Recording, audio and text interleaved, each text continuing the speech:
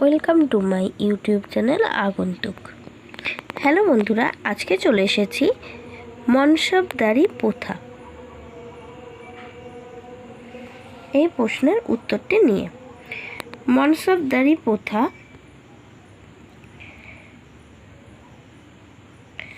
এই প্রশ্নটা লেখার জন্য প্রথমে আমাদের লিখতে হবে সূচনাতে 2 লাইন লিখে নেওয়ার পরে চলে আসতে হবে মনসবদারি প্রথা মেন পয়েন্টে। প্রথম মনসবদারি প্রথার ভিতরে সাব পয়েন্ট করতে হবে মনসব বা মনসবদারি, তারপরে পয়েন্টস করতে হবে মনসবদারদের কাজ, তারপরের পয়েন্টস মনসবদারদের বেতন, নেক্সট স্তরভেদ, তারপরে নিয়োগ ও পদোন্নতি, মনসবদারদের নিয়োগ ও পদোন্নতি, সবশেষে উপসংহার।